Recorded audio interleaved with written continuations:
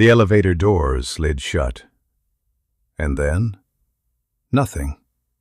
No hum, no movement, no gentle lurch upward. Just silence. Daniel pressed the button again. Still nothing. Behind him, a man cleared his throat. Someone else tapped their foot impatiently. "This thing broken or what?" a voice muttered. Daniel jabbed the button harder this time. Nothing. And that's when it happened. For a brief second, so quick he almost ignored it, he felt something strange, a quiet, unshakable thought. "Don't get on this elevator." He frowned. That didn't make any sense. He hadn't spoken. No one had said anything like that. But the thought lingered, heavy, unwelcome. And before he could shake it off, the doors suddenly opened again, like nothing had happened, like the elevator had simply changed its mind. Daniel hesitated, just for a second, and that hesitation would end up saving his life. Because what happened next, no one in that building would ever be able to explain. But to understand how Daniel ended up standing there, staring at an elevator that refused to move, we have to go back to that morning. Daniel Mercer's day had already started badly. It began with the alarm that didn't go off, then the spilled coffee, then the email he couldn't unread. Final notice. He stared at it while standing in his kitchen. The words didn't shout. They didn't need to. He already knew what they meant. 3 months of declining performance, 2 missed deadlines, 1 last chance. Today. If he didn't turn things around today, there wouldn't be another warning. "Great," he muttered, running a hand through his hair. Outside, the city moved like it always did, indifferent, cars honking, people rushing, life going on. But for Daniel, everything felt like it was balancing on a single moment, a single meeting, a single impression. And now he was late. He rushed into the building, barely acknowledging the front desk. "Morning, Daniel," the security guard called. Daniel waved without stopping. He didn't have time, didn't have space for small talk. Everything in him was focused on one thing: get upstairs, fix this, don't lose everything. But the moment he stepped into that elevator, something shifted, something small, something easy to dismiss, and yet impossible to ignore. Come on," Daniel muttered under his breath. The elevator doors had reopened. People stepped in, one by one, like nothing had happened, like the delay hadn't mattered.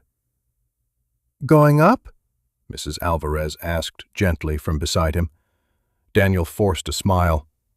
"Yeah, eventually." She chuckled softly. "These old systems, they have a mind of their own." Daniel glanced at her. Something about her tone felt different. Not annoyed, not impatient, just calm. "You're not in a rush?" he asked. She tilted her head. "I've learned rushing doesn't always get you where you need to be." Daniel let out a short breath. "Wish I had that luxury."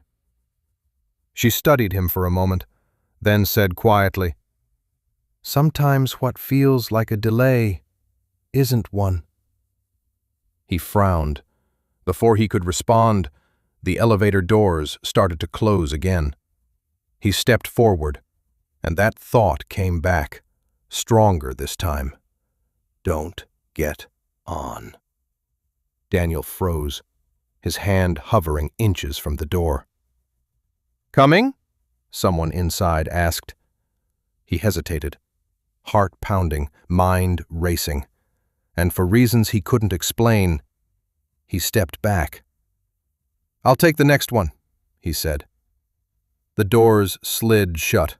The elevator began its ascent, and Daniel turned toward the stairwell, still not entirely sure why. The stairwell was quiet. Too quiet. Each step echoed louder than it should have. Daniel climbed quickly at first, then slowed, his breathing heavy, his thoughts louder. Why didn't I just get on? He checked his watch. Late. Definitely late. He cursed under his breath and kept climbing. Then, a sound. A distant, metallic crack. Sharp, violent. He stopped, listening.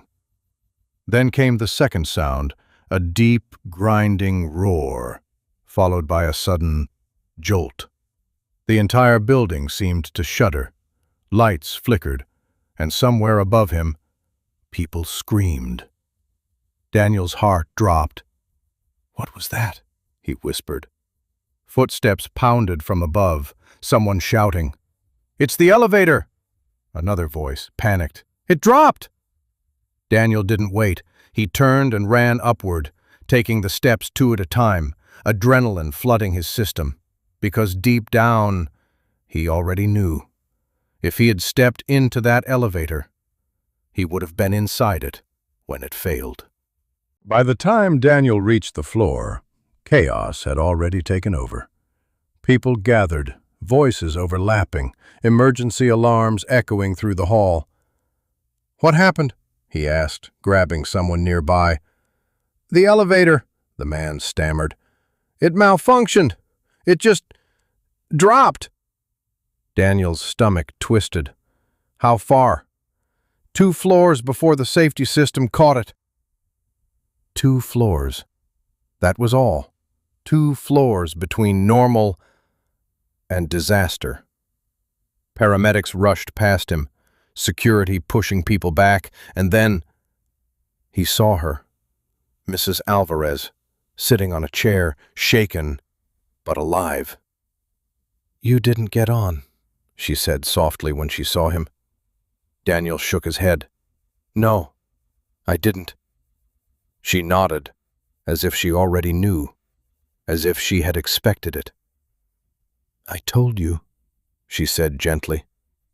"Not all delays are setbacks."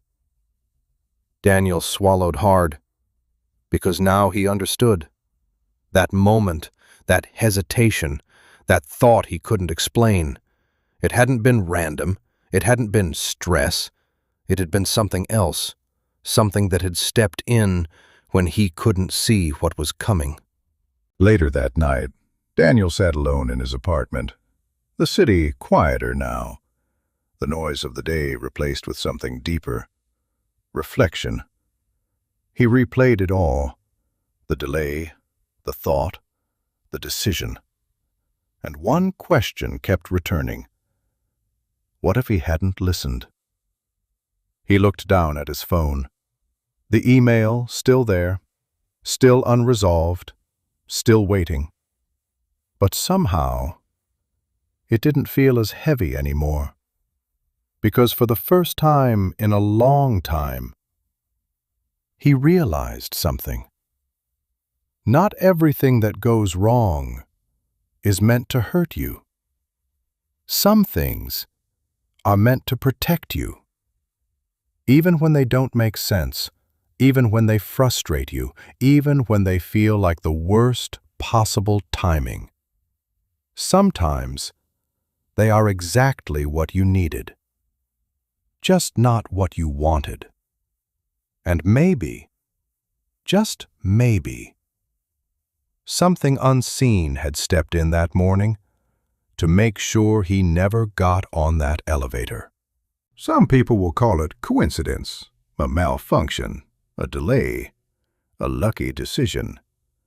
Others will say something deeper was at work, a moment of protection, disguised as inconvenience. But here's the question. Have you ever experienced something that didn't make sense at the time, but later felt like it was protecting you? If this story moved you, like, share, and follow Lanes and Lanterns for more stories of unseen guidance and quiet miracles. And tell us in the comments, Was it chance or something more?